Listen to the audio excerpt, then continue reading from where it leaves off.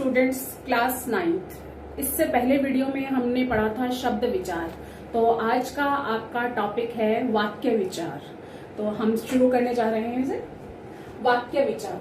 वाक्य पढ़ने से पहले हम देखेंगे कि वर्ण क ख ग घ ये सब क्या होते हैं, वर्ण। और वर्णों का सार्थक समूह यानी कि वर्ण, जैसे र आ मैं, राम। वर्णों का सार्थक समूह और स्वतंत्र समूह, उसे हम क्या कहते हैं, शब्द। इससे पहले वाले वीडियो में हम ये पढ़ चुके हैं। फिर है पद। वाक्य में प्रयुक्त, वाक्य में प्रयुक्त यानी प्रयोग किए गए शब्दों को पद कहते हैं। ऐसे पदों का व्यवस्थित समूह वाक्य कहलाता है, जिससे कि एक निश्चित आशय प्रकट हो सके।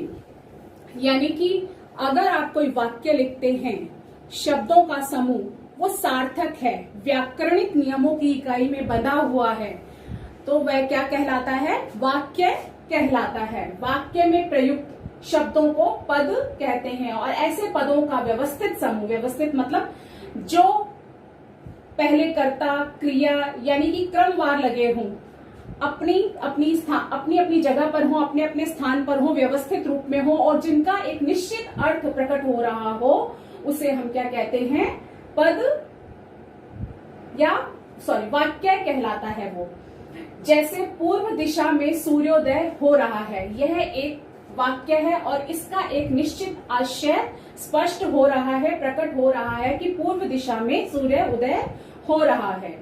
अगर हम इस वाक्य में प्रयोग होने वाले पदों का क्रम बिगाड़ दें मतलब उसे अव्यवस्थित कर दें, क्रिया पहले कर दें, कर्ता बाद में कर दें, कर्म आगे पीछे इस तरह से कर दें, तो क्या उसका सही अर्थ निकल सकता है? नहीं निकल सकता। जैसे हमने इसी वाक्य को हमने अव्यवस्थित कर दिया है। दिशा पूर्व में हो रहा है सूर्योदय। तो क्या यह वाक्य आपको व्यवस्थित रूप में दिखाई दे रहा है? नहीं। इसका कोई सही आशय स्पष्ट हो रहा है? नहीं। तो वाक्य जिसका एक निश्चित अर्थ प्रकट हो रहा हो और स्पष्ट हो रहा हो, वह व्यवस्थित समूह में हो, क्या कहलाता है, वाक्य कहलाता है। अब है वाक्य के अंग। वाक्य के एक अंग है उद्देश्य और दूसरा है विधेय। वाक्य के दो अंग कौन कौन से हैं? उद्देश्य और विधेय। वाक्य में जिसके बारे में कुछ कहा जाए उद्देश्य कहते हैं। यानी वाक्य में जिसके बारे में कुछ कहा जा रहा है उसे हम क्या कहते हैं, उद्देश्य कहते हैं। विधेय, उद्देश्य के बारे में कुछ कहा जाए उसे विधेय कहते हैं। सबसे पहले जो वाक्य में हमें उद्देश्य और विधेय ढूंढने होंगे, तो वो हम कैसे ढूंढ सकते हैं? इनकी परिभाषाओं के द्वारा। जैसे वाक्य में जिसके बारे में कुछ कहा जाए उसे उद्देश्य कहते हैं, और वाक्य में उद्देश्य के बारे में कुछ कहा जाए उसे क्या कहते हैं, विधेय कहते हैं। जैसे एग्जाम्पल इसका, मोहन खूब मेहनत करता है। तो सबसे पहला सेंटेंस क्या था, इसकी परिभाषा क्या थी, उद्देश्य की। वाक्य में जिसके बारे में कुछ कहा जाए, तो इसमें क्या कह रहे हैं, मोहन खूब मेहनत करता है। मेहनत कौन करता है? मोहन। तो किसके बारे में कहा जा रहा है इसमें? मोहन के बारे में कहा जा रहा है। तो मोहन क्या है इसमें? मोहन उद्देश्य है। और उद्देश्य के बारे में जो कुछ कहा जा रहा है, और किसके बारे में कहा जा रहा है, मोहन के बारे में क्या कहा जा रहा है, कि वो मेहनत करता है, तो वो क्या है, विधेय है। इसका दूसरा एग्जाम्पल, मोहन विद्यालय में शिक्षक है। तो वाक्य में किसके बारे में कहा जा रहा है? मोहन के बारे में। तो मोहन क्या है इसमें? उद्देश्य है। और विद्यालय में शिक्षक है, तो क्या कहा जा रहा है, जो कुछ भी कहा जा रहा है वो क्या है, विधेय है। इस प्रकार से उद्देश्य और विधेय हम वाक्यों में देख सकते हैं। फिर है वाक्य के भेद। वाक्य के कितने भेद हैं? वाक्य के दो भेद हैं। एक है रचना के आधार पर और एक है अर्थ के आधार पर। तो रचना के आधार पर भी वाक्य के तीन भेद हैं। पहला है सरल वाक्य, दूसरा है संयुक्त वाक्य, तीसरा है मिश्र यानी कि मिश्रित वाक्य है। वाक्य के कितने भेद हैं? वाक्य के दो भेद हैं। पहला है रचना के आधार पर, दूसरा है अर्थ के आधार पर। और रचना के आधार पर भी वाक्य के कितने भेद हैं? तीन भेद हैं। पहला है सरल वाक्य, दूसरा है संयुक्त वाक्य, तीसरा है मिश्र वाक्य। अभी हमने पढ़ा रचना के आधार पर वाक्य के भेद। रचना के आधार पर वाक्य के 3 भेद थे, सरल वाक्य, संयुक्त वाक्य और मिश्र वाक्य। अब हम पढ़ेंगे अर्थ के आधार पर वाक्य के भेद, जो कि आपके हिंदी के पाठ्यक्रम में सम्मिलित हैं। तो ये हम पूरी तरीके से इसका अध्ययन करेंगे। अर्थ के आधार पर वाक्य के 8 भेद हैं। अर्थ के आधार पर वाक्य के कितने भेद हैं? 8 भेद हैं। तो सबसे पहले है विधानार्थक वाक्य। विधानार्थक वाक्य जिसे आप इंग्लिश में सिंपल सेंटेंस या असर्टिव सेंटेंस भी बोलते हैं, यानी कि हिंदी में हम इसे साधारण वाक्य भी कह सकते हैं। जब किसी वाक्य, किसी बात का, जब किसी वाक्य से किसी बात का होना या करना सामान्य रूप से पाया जाए तो उसे विधानार्थक वाक्य कहते हैं। जैसे रमा नाच रही है, इसमें एक ही कर्ता है और एक ही क्रिया है, सिंपल सेंटेंस है, बिल्कुल कुछ भी नहीं है इसमें, मतलब एक साधारण वाक्य है। स्वर्ण मंदिर अमृतसर में है, यानी कि जब किसी वाक्य से किसी बात का होना या करना पाया जाए, वहां क्या होता है? विधानार्थक वाक्य होता है। उसे हम हिंदी में साधारण वाक्य और इंग्लिश में सिंपल सेंटेंस, असर्टिव सेंटेंस भी बोलते हैं।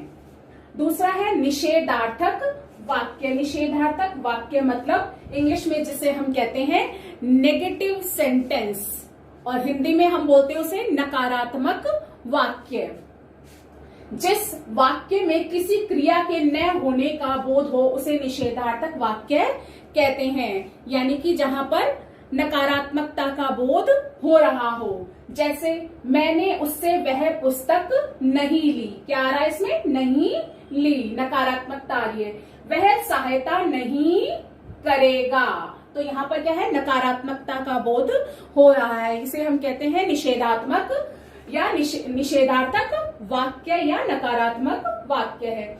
तीसरा है आज्ञार्थक वाक्य। आज्ञार्थक वाक्य को हम इंग्लिश में इम्पेरेटिव सेंटेंस भी बोलते हैं।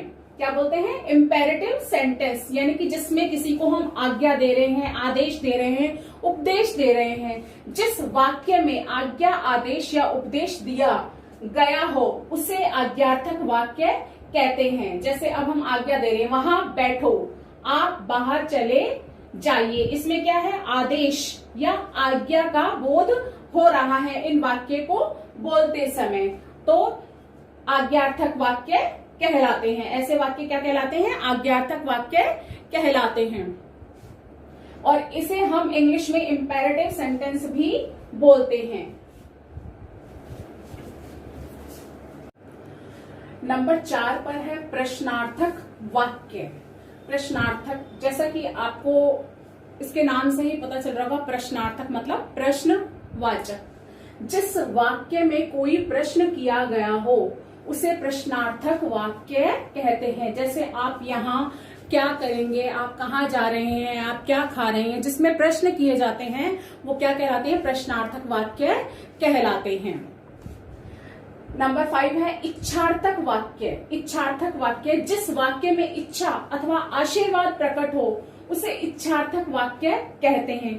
यानी कि कोई ऐसा वाक्य जिसमें आपको ऐसा लग रहा हो कि इस वाक्य में कोई इच्छा प्रकट की गई है या कोई आशीर्वाद प्रकट हो रहा है हमारे लिए, कोई ब्लेसिंग्स प्रकट मतलब सुनाई दे रही है, हमें दिखाई दे रही है, उसमें महसूस हो रही है, तो ऐसा क्या कहते हैं? इस वाक्य को क्या कहते हैं?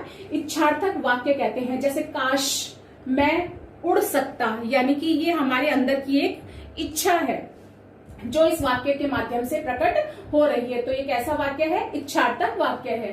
अब जैसे ईश्वर करे तुम इस परीक्षा में प्रथम आओ, ईश्वर करे तुम इस परीक्षा में प्रथम आओ, मतलब कि उसे ब्लेसिंग्स दी जा रही हैं, उसे आशीर्वाद दिया जा रहा है।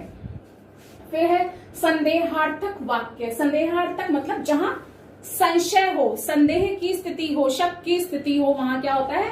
संदेहार्थक वाक्य होता है। जिस वाक्य में संदेह की अभिव्यक्ति हो, अभिव्यक्ति मतलब उसमें मालूम चल रहा हो कि इसमें संशयात्मकता है, कुछ संदेह है, उसे संदेहार्थक वाक्य कहते हैं। जैसे संभव है नीलकांत वहां आ ही जाए, यानी कि संशय है, हो सकता है वो वहां ना भी आए, हो सकता है वो आ भी जाए। तो इसलिए क्या बोला है, संभव है नीलकांत वहां आ ही जाए। तो इसमें क्या है, संशय की स्थिति है, संदेह की स्थिति है। लगता है तुम बीमार हो, यानी कि सामने वाले को देखने से लग रहा है कि लगता है, हो भी सकता है नहीं भी हो सकता, दोनों ही स्थिति है, यानी संदेह वाली स्थिति है। फिर है संकेतार्थक वाक्य है, जिस वाक्य में किन्हीं दो स्थितियों से जुड़े रहने का संकेत मिलता है उसे संकेतार्थक वाक्य कहते हैं। दो स्थितियां, यानी कि जहां पर ऐसा लगे कि दो स्थितियां आपस में एक दूसरे से कनेक्ट हो रही हैं, मिल रही हैं, ऐसा अगर आभास होता है तो वहां पर संकेतार्थक वाक्य कहते हैं कि संकेत मिल रहा है। यदि मेहनत करोगे तो सफलता अवश्य मिलेगी, यानी कि तुम्हें संकेत मिल रहा है, अगर तुम मेहनत करोगे तो ही तुम्हें सफलता अवश्य मिलेगी, यानी कि इसमें संकेत दिया गया, अगर मेहनत नहीं करोगे तो तुम सफलता को प्राप्त नहीं करोगे, इसलिए इसमें संकेत दिया गया है। जब तुम इधर आ ही रहे थे तो मुझे बता देते, मतलब वो संकेत दे रहा था कि जब तुम्हें इधर आना ही था तो मुझे बता देते, मैं भी तुम्हें साथ में ले आता, यानी कि संकेत देने वाले वाक्य हैं। फिर है विस्मय आदि बोधक वाक्य, जिस वाक्य में विस्मय, शोक, हर्ष, क्रोध आदि भावों की अभिव्यक्ति हो उसे विस्मयादि बोधक वाक्य कहते हैं। जैसे हाय बेचारा इस संसार से चला गया, इसमें किस चीज की अभिव्यक्ति हो रही है, शोक की अभिव्यक्ति हो रही है। वाह कितनी मधुर आवाज है, इसमें क्या है, हर्ष की अभिव्यक्ति हो रही है, खुशी की, कि कोई हमने अच्छी आवाज सुनी। तो विस्मय आदि बोधक वाक्य जिसमें कि आप आश्चर्यचकित हो जाते हैं, विस्मय मतलब आश्चर्यचकित होना, कभी शोक होना यानी दुखी होना, और हर्ष मतलब खुशी होना, क्रोध आदि भावों की अभिव्यक्ति हो उसे विस्मय आदि बोधक वाक्य कहते हैं। तो आज हमने पढ़े वाक्य विचार, यहाँ हमारा ये वाक्य विचार का जो चैप्टर है खत्म होता है। हमने अर्थ के आधार पर वाक्यों का अध्ययन किया है।